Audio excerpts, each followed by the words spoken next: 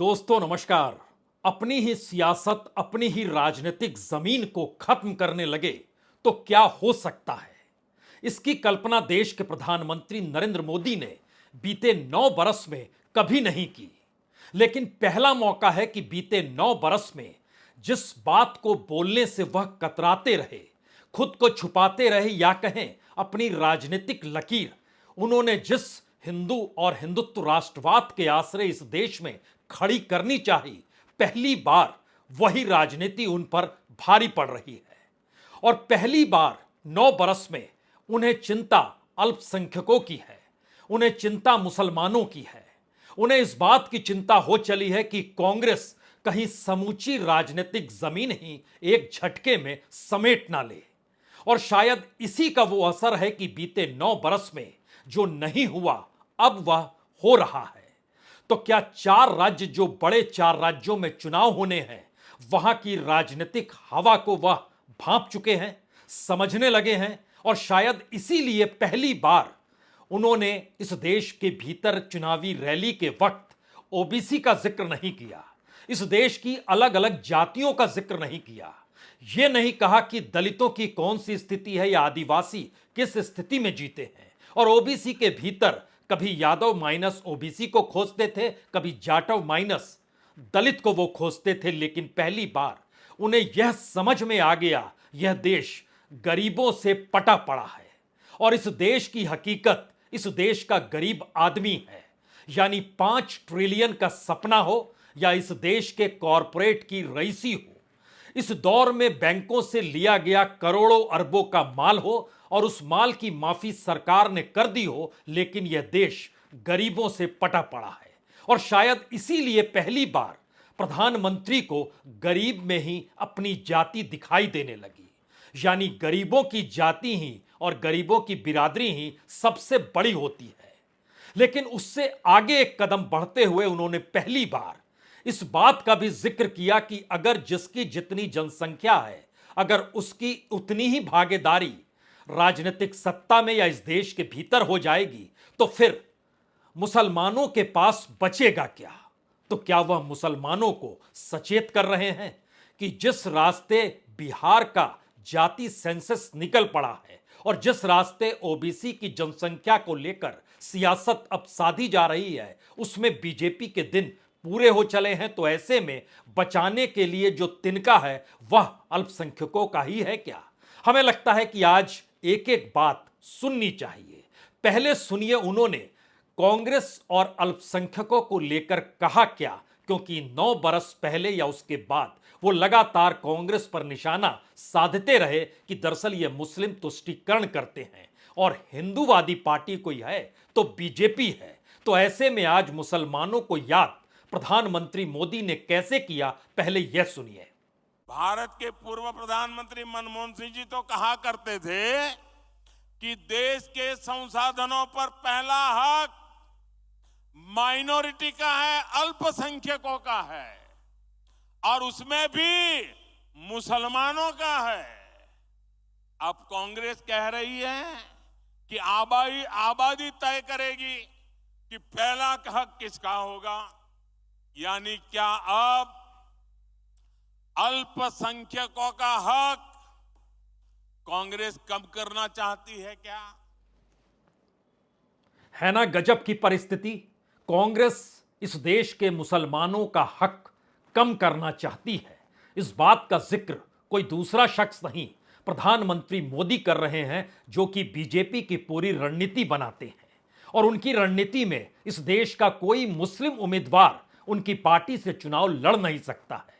उन्हें मुसलमानों की हक की चिंता है।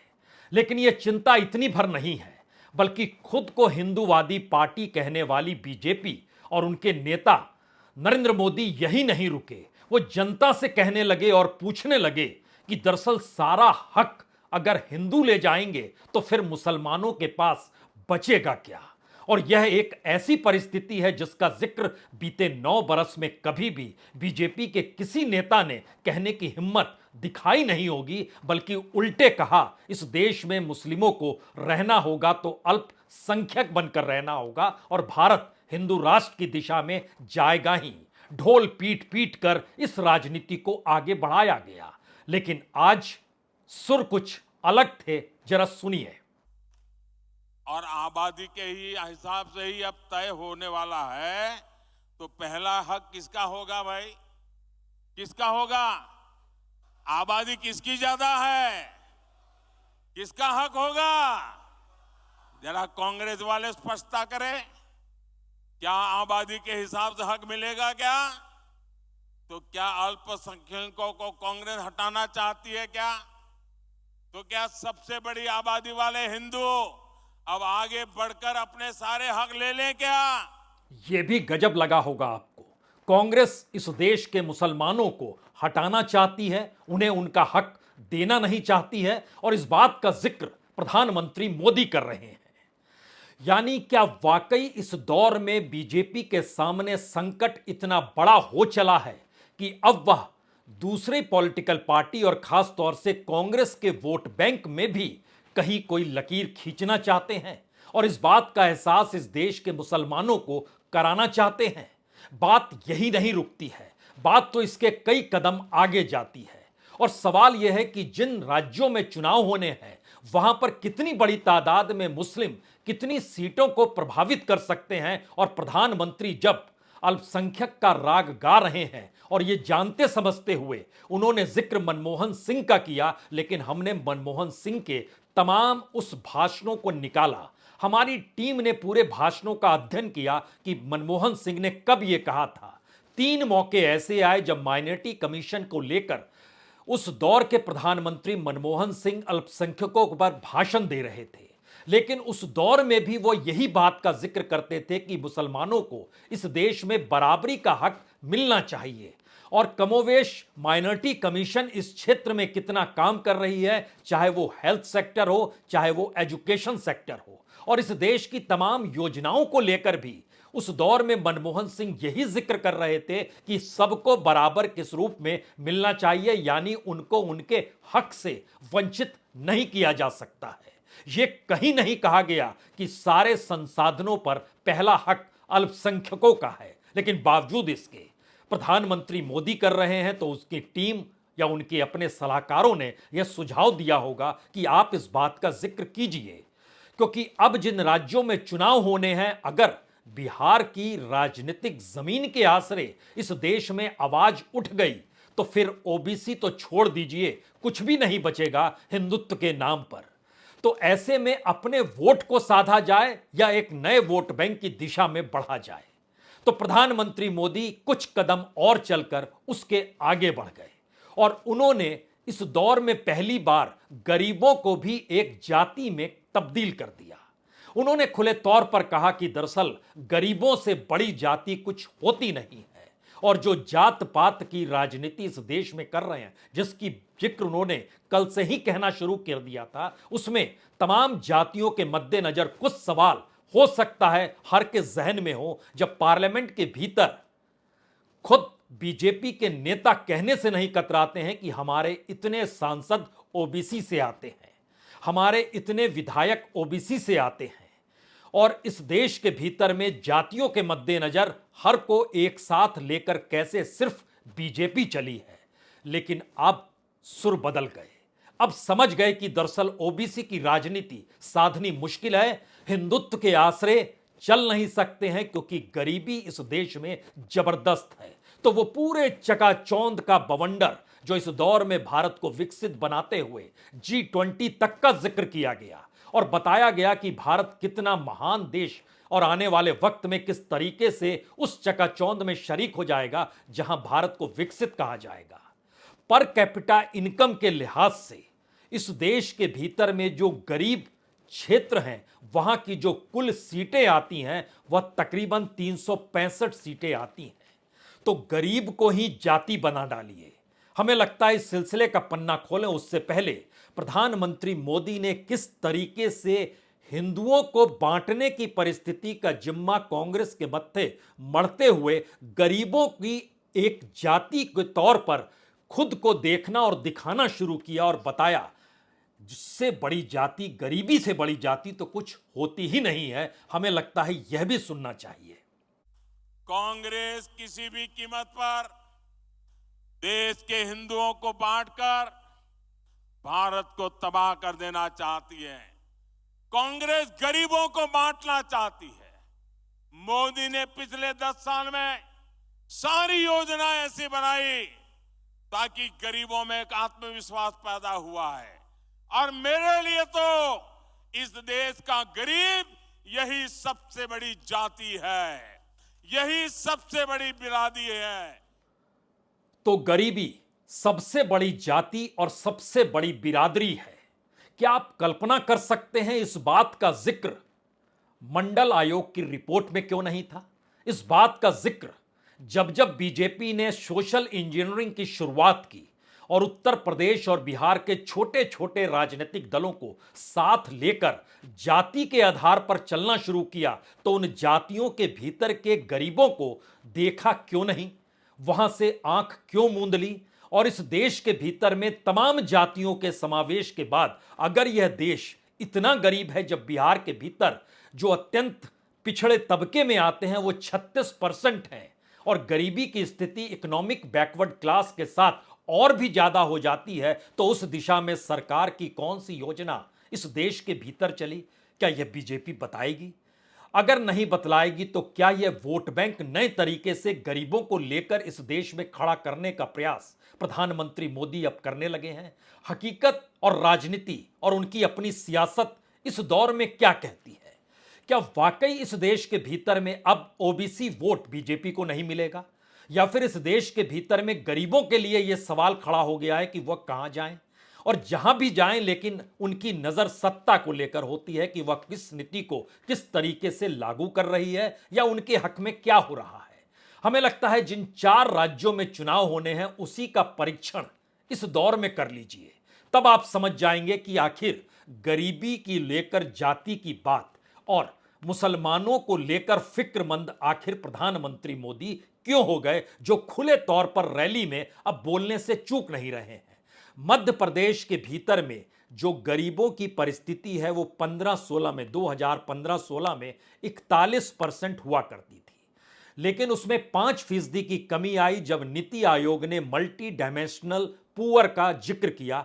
फिर भी हर तीसरा शख्स मध्य प्रदेश में गरीब है।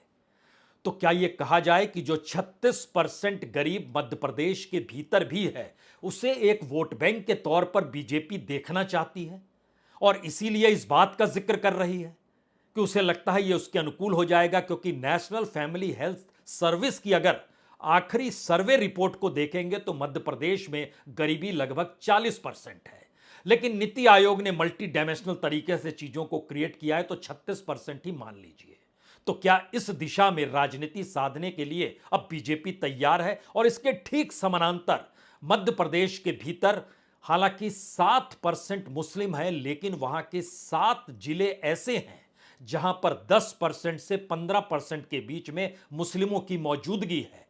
2 तो ऐसे हैं जो 20% से पार है। मसलन भोपाल में मुस्लिमों की तादाद 22% से ज्यादा है, बुरहानपुर में लगभग 24% मुस्लिम है, और जहां पर 10% से ज्यादा है उसमें रतलाम, उज्जैन, देवास, शाजापुर, इंदौर, विदिशा, सीहोर, इन तमाम जगहों की जो सीट, जो 7 विधानसभा ऐसी और 7 जिले ऐसे, और इसके अलावे 2 जो अलग अलग तरीके से 20% से ज्यादा हैं, इसका मतलब बहुत साफ है कि मुस्लिमों से प्रभावित होने वाली जो विधानसभा की सीट है वो लगभग 50 से ज्यादा है। तो क्या अब मुसलमानों की फिक्र इसलिए प्रधानमंत्री करने लगे अपने भाषण में? और जैसे ही गरीबी का जिक्र होगा और वह गरीब अपने आप को जाति के तौर पर देखने लगेगा तो एक झटके में वो सभी एकजुट हो जाएंगे, सारे गरीब, तो उन्हें जाति के तौर पर देखा जाए। यह एक नए तरीके की राजनीति है या मजबूरी की राजनीति है? क्योंकि इस राजनीति का दूसरा हिस्सा राजस्थान में नजर आता है। राजस्थान के भीतर जो गरीबी है वह नेशनल फैमिली हेल्थ सर्विस के लिहाज से समझें तो तकरीबन 39%, नीति आयोग के मल्टी डायमेंशनल पुअर की दृष्टि से समझें तो लगभग 30%, यानी हर तीसरा शख्स, अगर 2020-21 के नीति आयोग की रिपोर्ट को भी पढ़ते हैं तो हर तीसरा शख्स गरीब है, और मुस्लिम राजस्थान के भीतर 9% है। और 9% के महत्वपूर्ण यह है कि जो 13 जिले हैं यहां पर सीधे सीधे मुस्लिम तबका विधानसभा की सीटों को प्रभावित करता, और यह भी लगभग 48 से 50 के बीच है। अजमेर, अलवर, बाड़मेर, भरतपुर, टोंक, चुरू, जयपुर, झुंझुनू, सीकर, जोधपुर, कोटा, नागौर, सवाई माधोपुर, ये सारी परिस्थिति बताती है। मसलन भरतपुर में तकरीबन 15% मुसलमानों की मौजूदगी है, अलवर में भी तकरीबन 15% है, अजमेर में 14% है, बाड़मेर में लगभग 13%। ये एक मैसेज है कि अल्पसंख्यक समझ जाएं, क्योंकि जब जनसंख्या के हिसाब से भागीदारी होने लगेगी तो उनके पास कुछ भी नहीं बचेगा, और फिक्र कोई दूसरा शख्स नहीं कर रहा है, इस देश के प्रधानमंत्री कर रहे हैं, तो आप उनके साथ खड़े हो जाइए। छत्तीसगढ़ की स्थिति गरीबों को लेकर चलती है। छत्तीसगढ़ में मुसलमान 2% से ज्यादा नहीं है, लेकिन गरीबी की लकीर अगर 36 पर खींचिएगा तो वहां लगभग 40% गरीब हैं। नीति आयोग हालांकि 30% बतलाता है, लेकिन वहां की परिस्थितियां बहुत साफ बताती है। अगर गरीबी को ही जाति के तौर पर, उसमें आदिवासियों को भी शामिल कर लीजिए, ओबीसी को भी शामिल कर लीजिए, तो यह परसेंटेज लगभग 60% के पार चला जाएगा। तो क्या यह एक नई राजनीति के तौर पर बीजेपी की जरूरत इस दौर में खड़ी हो गई है? शायद भारत की राजनीति में जाति की राजनीति करने वालों में नहीं सोचा होगा कि देश के प्रधानमंत्री कल तक जिन जातियों का जिक्र करते थे, आज उन्हीं जातियों पर खामोश क्यों हो गए, और एक झटके में इस देश की गरीबी को लेकर वह कैसे आगे बढ़ गए, जबकि वो लगातार कहते हैं बीते 9 बरस में भारत ने कितना प्रोग्रेस किया है। उस प्रोग्रेस में असमानता आजादी के बाद सबसे ज्यादा इस दौर में है, इस पर सरकार कुछ नहीं कहती है। असमानता का मतलब है कि गरीबी का कैनवास और बड़ा हो गया। और चौथा राज्य अगर तेलंगाना के भीतर जाइएगा तो वहां तकरीबन 12.5-13% मुस्लिम है, और उसमें 11 जिले खुले तौर पर ऐसे हैं जो कि मुस्लिमों के जरिए वहां की विधानसभा चुनाव को प्रभावित करेंगे। और अब प्रधानमंत्री आरोप लगा रहे हैं कि कांग्रेस पर कि आप तो सब हिंदुओं के हवाले कर देंगे, तो ऐसे में मुसलमानों को क्या मिलेगा? आप तो उनका हक मारना चाहते हैं, एक वक्त तो आप ही उनके साथ खड़े थे। तो क्या ये राजनीतिक जमीन इस दौर में हिल चुकी है? और इसीलिए उन बातों का जिक्र प्रधानमंत्री कर रहे हैं जिन बातों का जिक्र 9 बरस में कभी नहीं किया, क्योंकि तेलंगाना के भीतर गरीबों की परिस्थिति भी बड़ी नाजुक है। और उसके साथ मुसलमानों की परिस्थिति अगर देखिएगा तो आदिलाबाद, हैदराबाद, कामारेड्डी, महबूबनगर, मलकाजगिरी, निर्मल, निजामाबाद, रंगारेड्डी, संगारेड्डी, विकाराबाद, वारंगल अर्बन का इलाका, इन तमाम जगहों पर जो सीट है 60 के लगभग सीट सीधे तौर पर प्रभावित करती है मुस्लिम वोट बैंक को लेकर। और उसमें अगर गरीबी का सम्मिश्रण कर दीजिएगा तो आपके जहन में आएगा ये 50 से 55% वोट तो सीधे तौर पर इन्हीं का हो गया, अगर प्रधानमंत्री की बातों में दम है। और इस देश का गरीब अपने आप को एक जाति मान रहा है, और जाति प्रधानमंत्री चाहते हैं कि वो मान ले, और उनकी तमाम योजनाएं गरीबों के लिए है। तो कुछ फैक्ट्स हमको लगता है सामने रखने चाहिए। गरीबों को लेकर जितनी भी योजनाओं का ऐलान किया गया, वो तमाम योजनाओं की जो कुल रकम होती है, वह रकम इस देश के भीतर में 10 लाख करोड़ से ज्यादा की नहीं होगी। लेकिन एक झटके में हिडेनबर्ग की रिपोर्ट आती है और अडानी कांड जो शेयर बाजार में तहलका मचाता है, सिर्फ 48 घंटे के भीतर 12 से 13 लाख करोड़ रुपए के वारे न्यारे हो जाते हैं। एक झटके में वैल्यूएशन कम हो जाता है। जब कॉरपोरेट को टैक्स की माफी दी जाती है, जिस दौर में हर बरस जो रियायत दी जाती है, हर बरस जो रिटर्न ऑफ किया जाता है, जो कर्ज कॉरपोरेट और इंडस्ट्रियलिस्ट लेते हैं और उसके बाद नहीं चुकाते हैं, उसकी जो माफी दी जाती है, इस देश के गरीबों को लेकर जो डायरेक्ट बैंक ट्रांसफर भी किया गया, अगर उसको भी जोड़ दीजिएगा तो वह भी कुल माफी, कुल रियायत, कुल कॉरपोरेट के साथ खड़े होने के समानांतर में तकरीबन 20% ही आ पाएगा। यानी 80% ज्यादा की राहत रियायत यहीं चलती है। तो इस देश के 9 बरस के राजनीतिक मिजाज का चकाचौंध एक झटके में इस देश की गरीबी को क्यों देखने लगा? और गरीबी के जरिए इस देश की परिस्थिति को अपनी राजनीति से जोड़ने का प्रयास क्यों करने लगा? और यह तिलमिलाहट है, कुलबुलाहट है, या इस दौर में सिरकती हुई जमीन को बचाने की जद्दोजहद है? क्योंकि इन 4 राज्यों के भीतर की परिस्थितियां बहुत साफ बताती हैं। अगर बिहार के जाति वाले सेंसस के आसरे राजनीति ने तूल पकड़ा तो बीजेपी जाति के आधार पर वोट मांग नहीं पाएगी।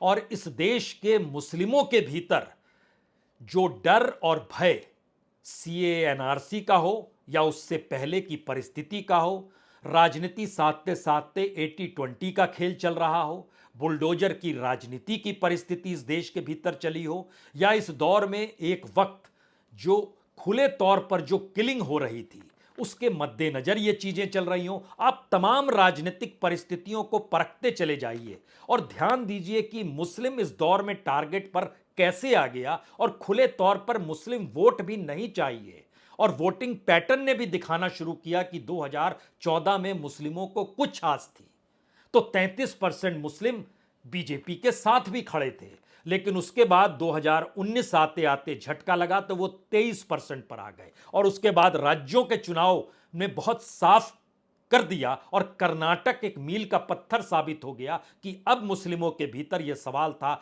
वह उस पार्टी के साथ खड़े होंगे जो बीजेपी को हरा दे। और यही वह समझ और राजनीति तौर पर बीजेपी की जमीन को हिला रही है। और प्रधानमंत्री मोदी अब खुले तौर पर उस बात का जिक्र कर रहे हैं जिसको 9 बरस तक कहने से वह बचते रहे।